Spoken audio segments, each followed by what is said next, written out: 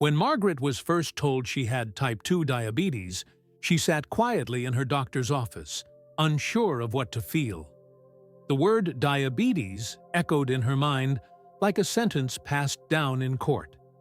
But Dr. Lawson leaned forward with a gentle expression and said something Margaret would never forget. "This isn't a punishment. It's your body asking for help, and we're going to give it that help." Type 2 diabetes isn't a sign of failure. It's a signal, a message from the body that something is out of balance. In type 2, the cells in our body stop responding properly to insulin, the hormone that moves sugar from the blood into the cells where it can be used for energy. It's as if the key that used to unlock the door has grown dull, and now it takes more effort, or sometimes it doesn't work at all. Sugar stays in the blood, and over time, this can cause damage to nerves, blood vessels, eyes, kidneys, and more. But here's the truth. No one told Margaret at first. You have more control than you think. Yes, medication helps, but the most powerful tool is often much simpler: lifestyle, especially what we eat. Diet isn't just about cutting things out. It's about learning to listen to the body, recognizing which foods nourish it and which ones disturb its balance. A plate of colorful vegetables, a bowl of warm oatmeal, a handful of almonds. These are not punishments, but acts of kindness toward the self. And that's where change begins, not with guilt or fear, but with care. Margaret slowly began to understand that managing diabetes wasn't about strict diets or counting calories with military precision. Instead, it was about developing awareness. She started noticing how certain meals made her feel light and energetic, while others left her sluggish or thirsty. She didn't need to obsess over numbers. She needed to build a new relationship with food, one based on understanding, not rules. The journey of living well with type 2 diabetes starts not with panic, but with perspective.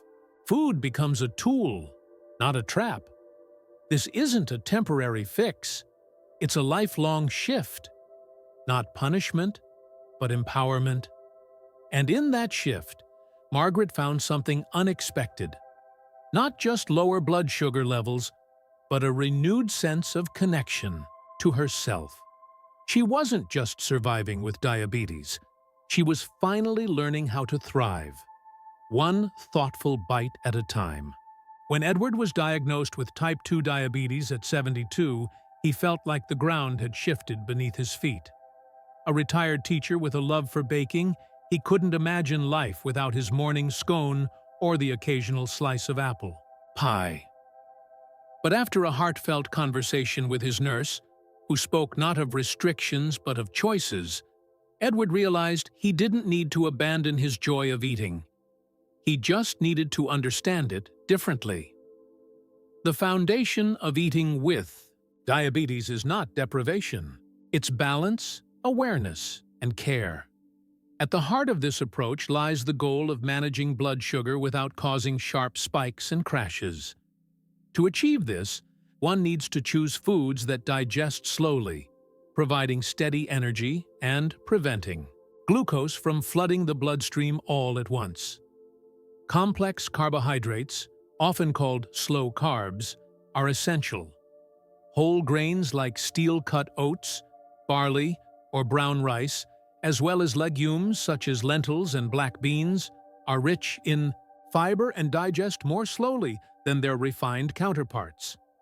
This slower digestion helps prevent sudden sugar surges. Edward learned to trade white toast for rye and to enjoy a warm bowl of lentil soup instead of white pasta for lunch. Fats, long misunderstood, are not the enemy, but the type of fat matters deeply. Healthy fats from sources like olive oil, avocados, fatty fish, and nuts not only support heart health, but also contribute to satiety. That gentle, lasting feeling of fullness.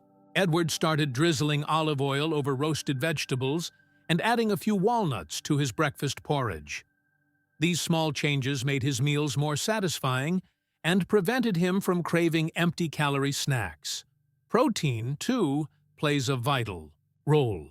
Lean cuts of meat, chicken breast, fish, eggs, low-fat dairy, and tofu help stabilize appetite and maintain muscle mass, especially important as we age.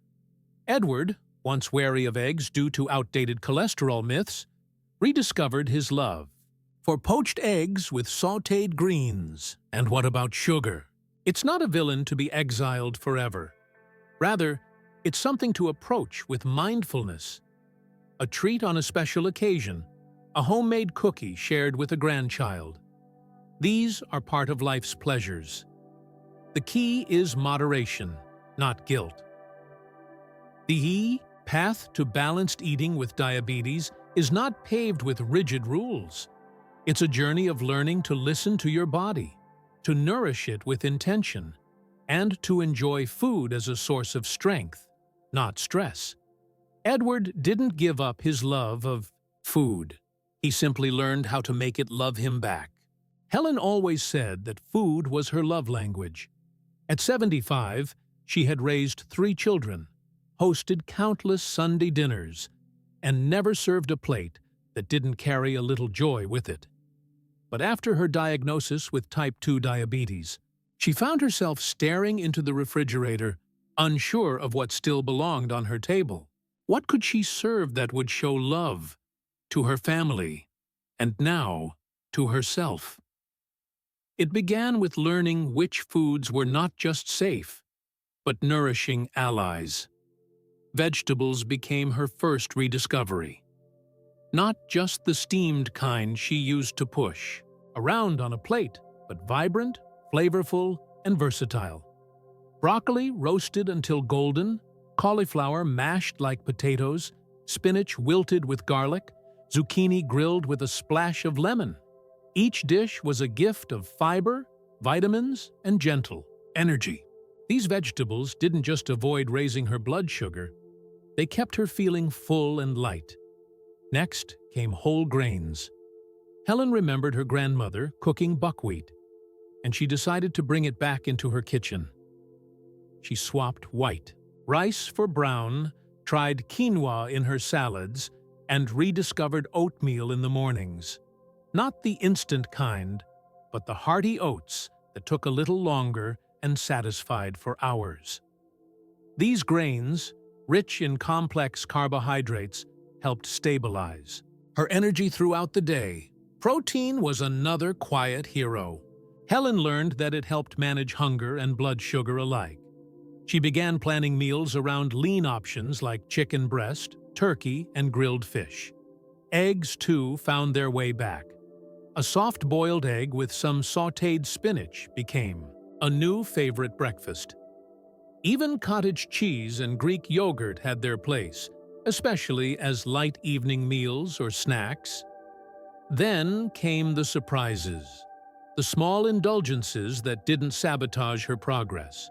A small handful of almonds or sunflower seeds after a walk, a spoonful of peanut butter with apple slices, or a few berries with plain yogurt. These simple snacks gave her satisfaction without guilt. She even learned that a square of dark chocolate, enjoyed slowly, could be part of her new routine. And always, water. Helen kept a pitcher with mint and cucumber in her kitchen. Staying hydrated helped her digestion, her skin, and her blood sugar. It became a daily ritual, something she did not from obligation, but from care. Helen didn't feel deprived. She felt empowered. Her plate had changed, yes, but it still carried joy, still carried love. This time, that love included herself. When Thomas first began adjusting his diet after being diagnosed with type 2 diabetes, he thought the hardest part would be figuring out what to eat. But over time, he realized the real challenge was understanding what not to eat, especially the foods that had been comforting staples for most of his life. The more he learned, the clearer it became. Certain items didn't just raise his blood sugar, They worked against his health on many levels. First and foremost was sugar.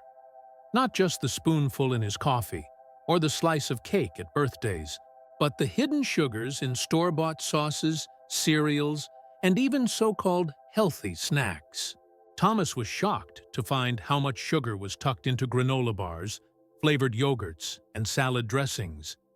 These sugars led to quick spikes in glucose, followed by energy crashes that left him irritable and tired. He learned to read labels closely and choose unsweetened or low-sugar alternatives whenever possible. Then came refined carbohydrates, white bread, white rice, pasta made from soft wheat, and potatoes. These foods acted like sugar in disguise. They digested quickly, flooding the bloodstream with glucose and offering little nutritional value in return. While he didn't banish them entirely, Thomas replaced most of them with whole grains and limited portions when he did indulge. He found that a small serving of mashed sweet potatoes satisfied him more than a pile of fries ever had. Fast food and processed meals had also been part of his weekly routine. Quick, salty, and satisfying in the moment, they were filled with harmful fats, excess sodium, and hidden sugars. Burgers, fried chicken, frozen pizzas, they were easy, but they weren't kind. Thomas began preparing more meals at home, discovering that a simple grilled chicken breast with roasted vegetables could be just as comforting and far more supportive of his health. He also reconsidered products that once seemed healthy: fruit-flavored yogurts, breakfast cereals, and granola mixes. Many of these were loaded with added sugars and little fiber. Even fruit juices, which sounded wholesome, caused immediate spikes in his blood sugar. Instead, he opted for whole fruits in moderation, enjoying the fiber and fullness they offered. Alcohol was another surprise. A glass of wine occasionally was fine, but sweet cocktails or beers caused unpredictable sugar responses. He learned to drink sparingly, always with food, and to monitor how he felt afterward. For Thomas, change didn't mean cutting joy from his meals. It meant trading short-term satisfaction for long-term strength. Every better choice was an act of care, not restriction, but protection. When James retired at 68, he imagined long mornings with the newspaper, slow breakfasts, and the freedom to eat whenever he pleased. But after his type 2 diabetes diagnosis, he discovered that when he ate mattered just as much as what he ate. It wasn't about strict schedules, but about learning a rhythm, one that kept his blood sugar steady and his energy strong throughout the day. At first, James skipped breakfast out of habit. A late cup of coffee and maybe a biscuit were all he had before lunchtime. But his nurse explained that this could lead to unstable glucose levels. Without a proper morning meal, his blood sugar would drop too low, making his body crave fast, sugary fixes. So, James made a change. His new mornings began with a warm bowl of oatmeal, topped with a few crushed walnuts, and a soft-boiled egg on the side. The difference was almost immediate. No more mid-morning crashes, and his hunger stayed under control until lunch. Lunchtime became his anchor.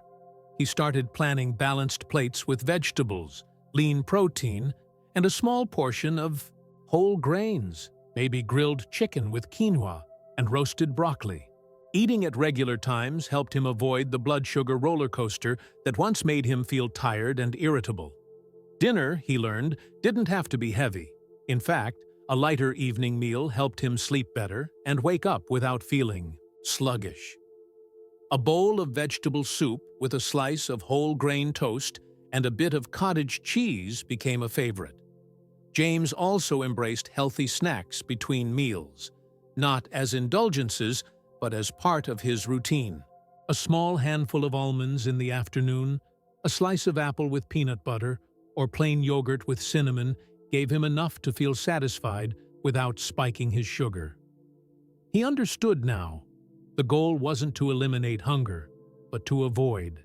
the kind that pushed him toward poor choices. Equally important was how he ate. No more standing at the counter or eating distractedly in front of the television. James began sitting down for every meal, chewing slowly, and really tasting his food. This mindful approach helped him feel more satisfied and more connected to what his body truly needed. Regularity brought him calm. There was no stress in planning his meals, only a comforting rhythm that supported his health. He didn't live by the clock, but by awareness. And in that rhythm, he found something beautiful, a new sense of stability, strength, and peace at the table. Gloria had always had a sweet tooth. As a young mother, she baked cookies every Sunday. As a grandmother, she and her grandchildren made birthday cakes topped with frosting and sprinkles. So when her doctor told her she had type 2 diabetes, one of her first questions was, "Does this mean no more dessert?" She expected a firm no, but what she heard instead surprised her. Her nutritionist smiled and said, "Not no, just different and mindful." That sentence stayed with her. Gloria began to explore how she could still enjoy sweetness without putting her health at risk. She learned that pleasure from food wasn't about volume, but about presence. One square of dark chocolate, slowly melted on the tongue, could be more satisfying than a whole candy bar eaten on the go. A handful of fresh strawberries, chilled and served with a dollop of unsweetened yogurt and a few crushed almonds, brought more joy than any packaged dessert. Shadtu also began experimenting in the kitchen. Baking was still her passion, but now she focused on new ingredients: almond flour, oats, mashed bananas, cinnamon, and natural sweeteners like stevia or erythritol. Her favorite creation was a soft, warm apple muffin made with oats and no added sugar. Her family loved it too, and not once did they ask if it was diet food. Gloria realized that much of the craving for sugar came not from physical need, but from habit or emotion. A reward after a long day, a pick-me-up during stress, or simply boredom. So she began to pause before reaching for something sweet. Was she truly hungry? Or did she need a walk, a glass of water, or a phone call with her sister? She also embraced the emotional side of eating. Sharing a homemade fruit dessert at a family gathering, savoring a small scoop of frozen yogurt on a warm evening, or enjoying a bite of dark chocolate while reading. These were moments of joy. The key was intention, not restriction. Gloria didn't feel she had lost anything. In fact, she felt like she had gained something deeper, a renewed relationship with food. It was no longer about impulse, but about choice. She still allowed herself treats, but now they were part of a loving routine, not a secret indulgence. Diabetes hadn't taken away sweetness from her life. It had simply helped her rediscover it, in simpler, slower, and even more delicious ways. Diane had always been a strong, independent woman. She managed a household, raised 2 children, and volunteered in her community well into retirement. But after being diagnosed with type 2 diabetes at 69, she found herself feeling uncertain and, at times, defeated. It wasn't the diet changes or medication that troubled her most. It was the quiet, emotional weight she hadn't expected. Guilt after a slip-up, fear of complications, and a sense of isolation slowly crept in. She didn't talk about it at first, but the silence made it heavier. Then one day, at her local library, she stumbled upon a diabetes support group. She hesitated at the door but walked in, and something shifted. There were others, just like her, people figuring it out day by day, some struggling, some thriving, all understanding. Diane didn't have to explain herself. She was simply heard. That group became her anchor. They shared recipes, encouragement, and laughs about awkward food substitutions. But most importantly, they reminded her that managing diabetes wasn't about being perfect. It was about being persistent. Diane began to see her food choices not as punishments or rules, but as acts of care. Every well-balanced meal, every gentle walk after dinner, every mindful decision, it all added up, not just physically, but emotionally. She started keeping a simple journal, not just of what she ate, but how she felt afterward. A chicken and vegetable stir-fry might leave her energized and light, while a heavy meal might bring sluggishness. These notes became her personal guide, helping her better understand her body's unique signals. Over time, Diane forgave herself for the occasional treat or skipped walk. She stopped labeling foods as good or bad, and instead focused on how they made her feel. That shift lifted the emotional burden. She realized that self-compassion was just as important as discipline. Most importantly, she began talking about it with her friends, her daughter, and her doctor. She asked questions, shared successes, and admitted fears. The more she opened up, the more supported she felt. And in return, she inspired others to do the same. Living with diabetes didn't mean living with shame or silence. For Diane, it became an invitation to connect more deeply with her body, her choices, and her community.